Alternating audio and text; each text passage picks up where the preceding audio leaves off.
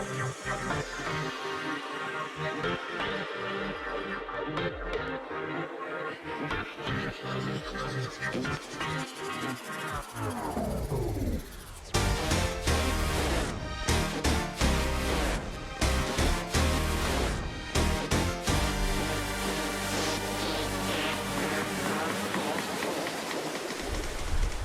everybody, tuning into my Infiniti Q50 3.0T rear-wheel drive car. Thanks for tuning in today. We'll just try to make a little bit of videos here and there. It's just explaining the why I'm not making a ton of videos. It's between 105 and 110 here in Texas, and it's just pretty miserable to be outside. Right now, today, we have a little bit cooler day, and I just was in the mood to come out and make an Infiniti Q50 video. And so here we are. So thanks for tuning in. If you're new, I've got, I can't remember, probably 200 plus videos on this car. So if you want to check out a bunch of content, non-biased content on this Infiniti 3.0T car, check out my videos. But I'm going to dive into what I want to talk to you today. And it's about my almost 4 years of ownership of this car and my experience. And it really revolves around me about, I don't know, maybe 2 months ago, getting new turbos. I didn't have problems with my old ones as far as I was concerned. The car appeared to me, you know, over 3 years of driving it, I didn't notice anything, but you know, it could have fallen off a little bit, the performance, you know, or some other instances with the car. But I just didn't notice them. The car ran fine. I was getting really good gas mileage. This is just a reminder that my turbo replacement wasn't due to oiling issues with the turbos. It wasn't in any impeller issues, any worn areas in that regards. Nothing to do with the basic turbo, but what it had to do was with the wastegate actuator arm. Just over time, that had wobbled out, and it was not allowing the wastegate to either fully open or fully shut, thereby rattling. And that was the main issue that I wanted replaced with the turbos. But I initially took it in to have the air conditioner looked at, just to make sure my air conditioner was working up to 100%, because I knew we were going into such hot temperatures. And that's why I took it in to have it looked at in the first place. I got a little notice that one part of my warranty was coming up and coming due, not the powertrain, because that's longer. But I just wasn't thinking correctly. I was like, better get my car in, because I just wanted some things checked. I haven't really had any issues with this car since I bought it brand new. I haven't taken it in for any necessary recalls or warranty or any of that type of that nature. I did have a rattle of a vibration in my front right, and but that was probably because I made a modification. I changed the brake rotors, I changed the brake pads, and that may have had something to do with it, but it was doing it there for a little while, for many months, and then it just went away and it stopped doing it. So I did take it in because I wanted to just make sure and have Infiniti look at it and document it, if in case it was something down the road that would be detrimental to the car or very expensive to replace. So I think it's just good to do that.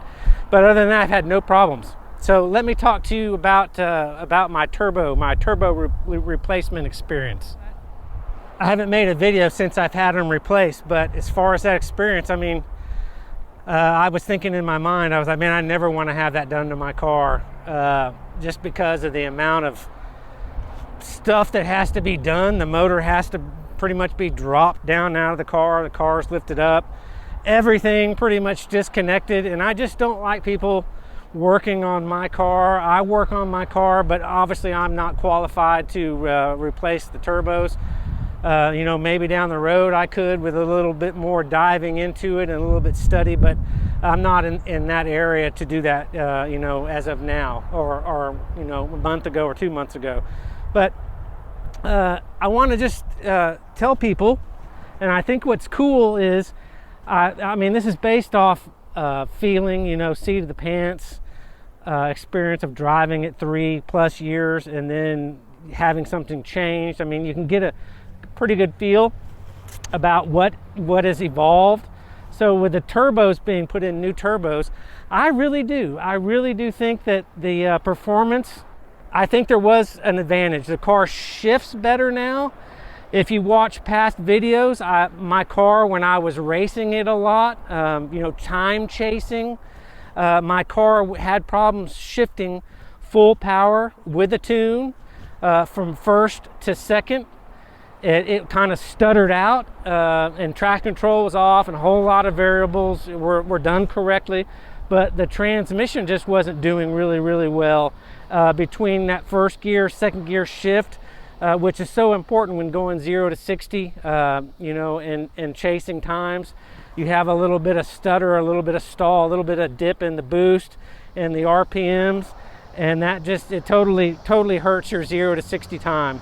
And so I was getting pretty frustrated with that. I got a high pressure fuel pump from AMS. I got that installed. That did help, because obviously you want to run less gas when you're chasing times, because more fuel has more weight in the car. More weight in the car, the slower the car is. So I would always run a little bit below a half a tank, or maybe a little bit more than a quarter of a tank, and I would get bogs too. So I think the high pressure fuel pump helped that out too, but I never really got past that problem with that first gear to second gear shift. But the turbos have really helped that now. I don't know how exactly and why that is, but the car shifts a lot cleaner now. It shifts a lot snappier. The car is a lot more snappy, is the best term that I can probably use to tell you.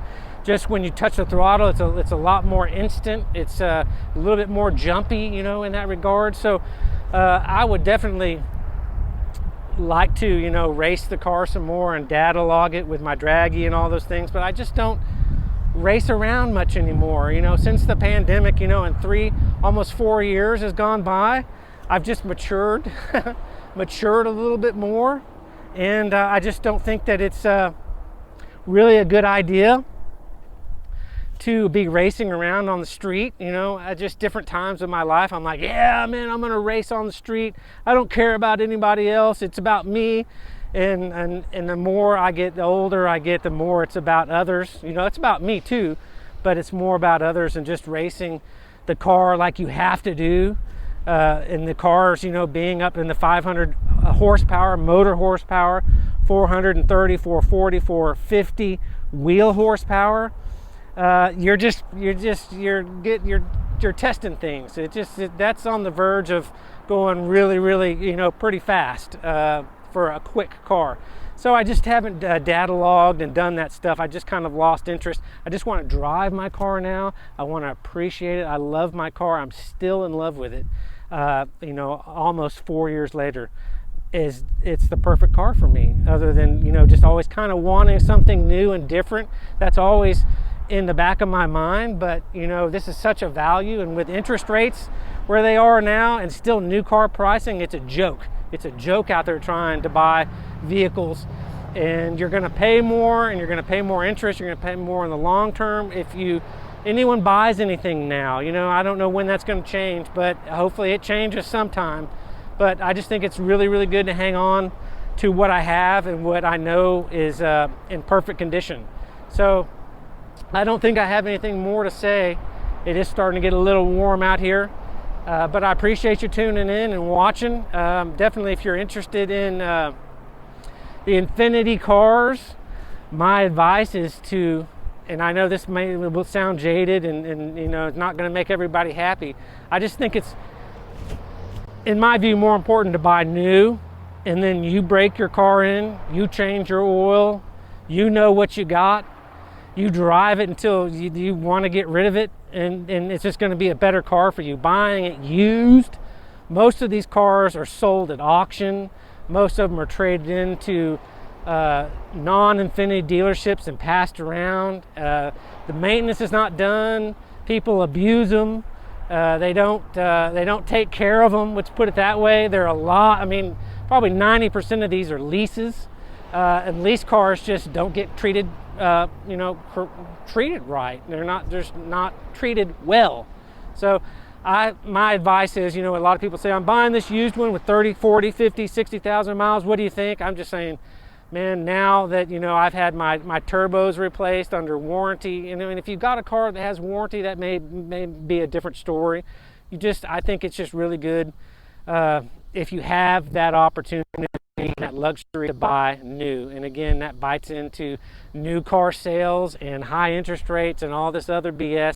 So you kind of would have had to buy an 18 or a 19 or a 20 to get in on the good deals on the Infiniti, you know, Q50, Q60, and maybe get, you know, 5,000, 10,000 off.